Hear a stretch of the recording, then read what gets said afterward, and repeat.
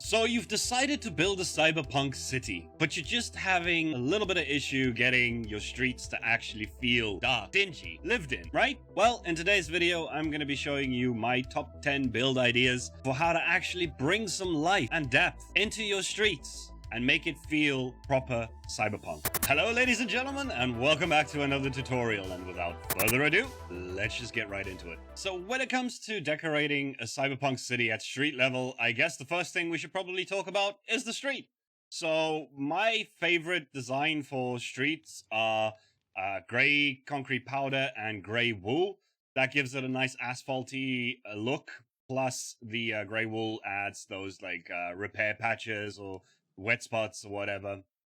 Then for the pavements, I generally go for a stone andesite and polished andesite look because the stone is kind of the base and then the andesite looks like it's a bit crumbled and the polished andesite kind of looks like it's been scuffed smooth, which I think adds just the right amount of detail to pavement, which is great.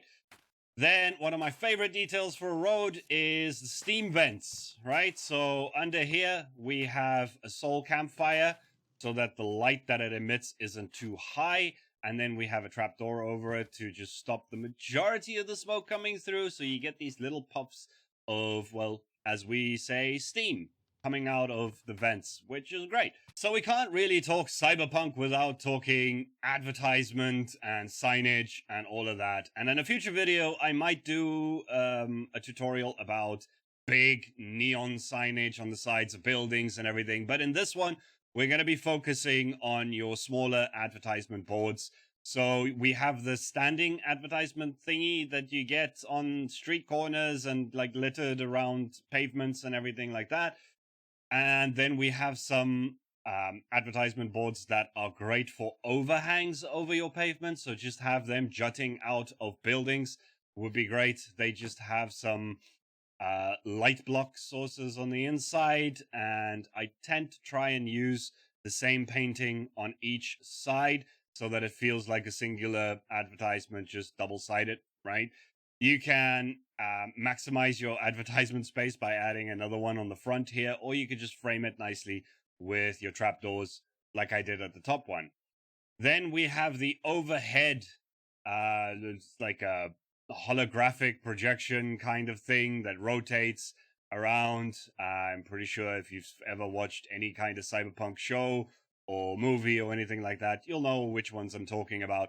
And here I've played around with two different designs.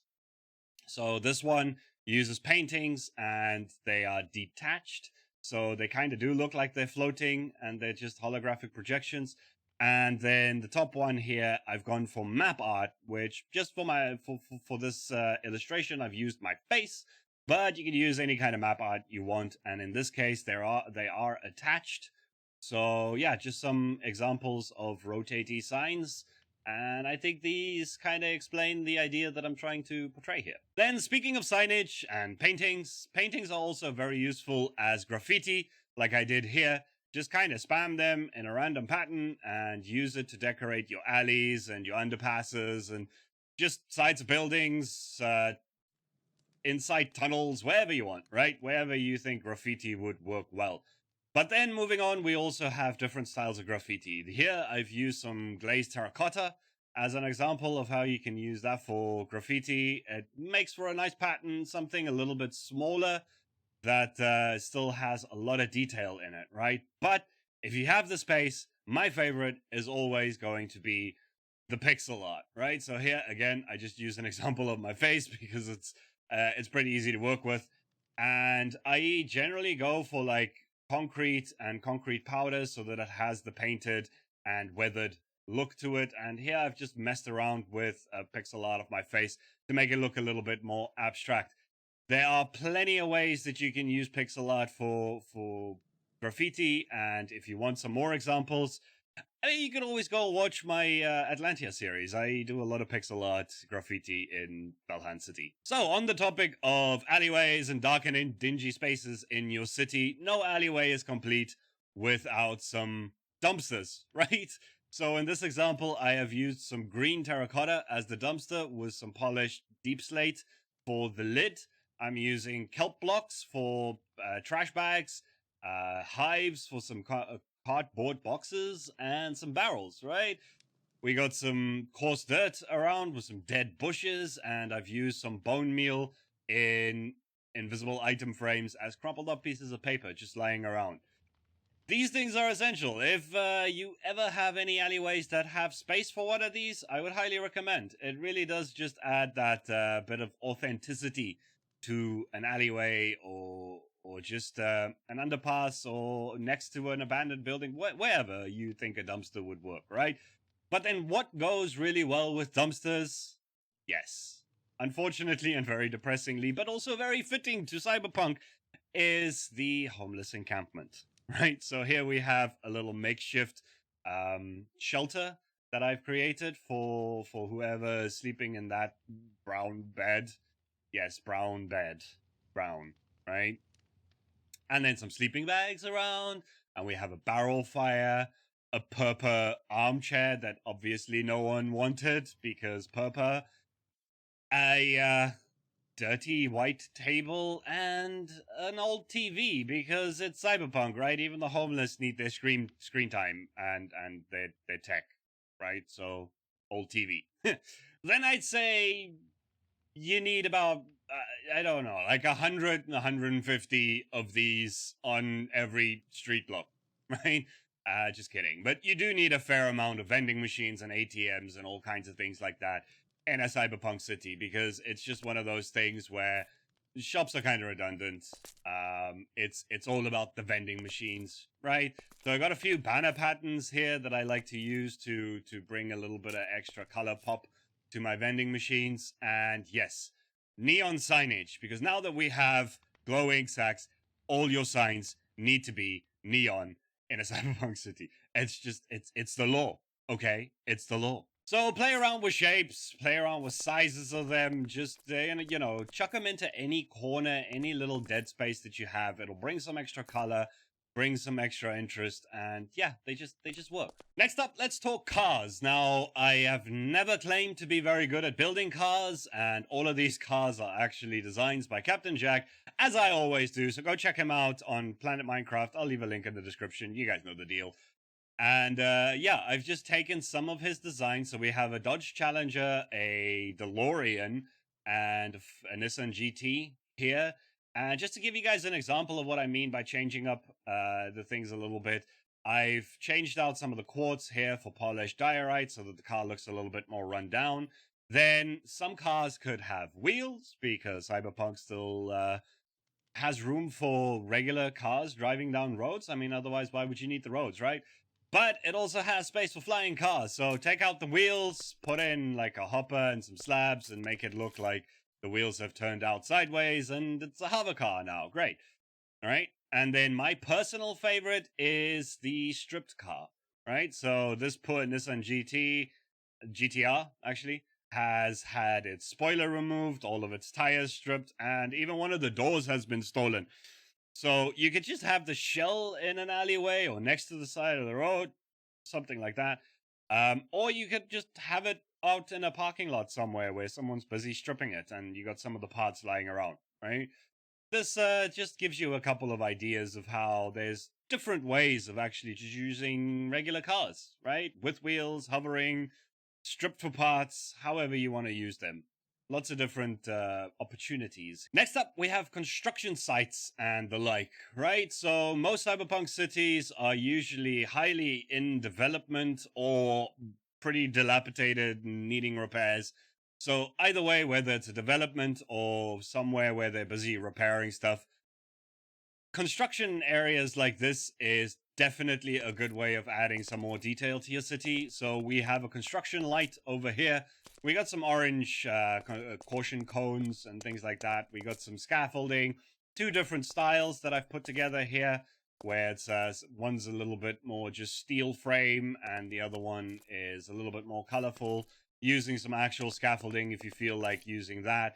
And this can also be just fire escapes on the sides of your buildings too, right? That's another idea. I might do another video in the future on just like building decorations where we got fire escapes and air conditioning units and piping and a lot like that. So look out for that one in the future as well. Then as a side note, we should probably talk about street lamps. So just a design, simple design here of a street lamp that I like to use. And, you know, power cables and things like that in between. So yeah, just a little honorable mention of these. They definitely help improve the life around your city streets. Then we get to probably my favorite part of designing a cyberpunk city, and that is the ET holes, as I like to call them. No cyberpunk city is complete without a ramen shop and some street meat vendors and maybe even an ice cream shop. And these things can be put just in like a plaza, freestanding. They could be just slapped onto the side of a building. They can be sunk into a dead space of a building. These things are great, right? And don't be afraid to go really wacky with the colors and just like make them feel like they've been slapped together on a very low budget, just with some scrap pieces of stuff lying around. So they can be really mismatched and janky, and that just adds extra character to how they look, right? And these also bring a very good opportunity to add some actual life to your city. So here we have Tom. He's our ramen cook. He's serving everyone some lovely ramen and some rabbit stew. We'll say it's rabbit stew, right? We all know it's not rabbit stew. They're not rabbits. Kind of the same, but not. And then here we have little Timmy. Timmy is making ice cream because, you know, why not? And again, this one's nice and small as an example, because you could just, you could put this literally right next to the road. You could put it in a plaza. You could put it in any kind of dead space that you want. The possibilities are endless, really. And don't forget to use banners, right? Banners can add a lot of customization and customizability to your city, right? They can be used pretty much anywhere. So we have a ramen bowl there. We have some ice cream here. Fantastic. And my favorite part of this is actually having some light sources here, which will glow at night, and then having some paintings up here, so it's like a picture menu. That's one of my favorite parts of these sorts of shops. And then we get to the robots, because robots, why not, right? So here we have the design that I used for Jeffrey in my Atlantia series. He's got a nice little wheel to roll around on, and yeah, these could just be like your security force, or they could be butlers, they could be just servants, street sweepers, whatever you want them to be, right? They're just utility robots. Here we have a little flying droid, like a security droid. I think that looks really cool. And then don't forget drones, because cyberpunk cities are usually dystopian, and they are usually very totalitarian, authoritarian, or whatever. So you're probably going to have a lot of security force and forceful enforcement of the law. So lots of drones around. They'll definitely help sell the theme. And lastly, we have this Tory gate that I just used as an example to make my next point, which is, guys, just find anything out there that inspires you, whether it's a Tory gate or it is just a regular ice cream vendor or anything like that. And don't be afraid to just cyberpunkify or industrificate them, right? This Tory gate is just a general shape of a Tory gate. And then I just went and swapped out the blocks to make it look industrial and cyberpunky. So this is a very good example of how you can pretty much turn any kind of modern concept or even slightly more antique concepts into cyberpunk, really. And also it illustrates the fact that, like the ramen shop, cyberpunk has a lot of Asian influence in it, with Asian countries like Japan and China usually being at the forefront of technological advancement. And so there's usually a lot of that theme being crossed over into cyberpunk. So yeah, chuck some Asian themes into it, and you'll be golden. All right, folks, and that's about it for my top 10 ways of decorating a cyberpunk city. So if you guys enjoyed this, if you found any of it useful, please do leave me a like. And let me know down in the comments if any of these other ideas that I mentioned for tutorials interest you at all. I really do like this format for a tutorial. Just giving my ideas and having you guys run with whatever inspires you. I really like it. I have plenty of ideas that I could do for Cyberpunk. So let me know down in the comments. As always, I will see you guys in the next one. Have a fantastic day and see ya.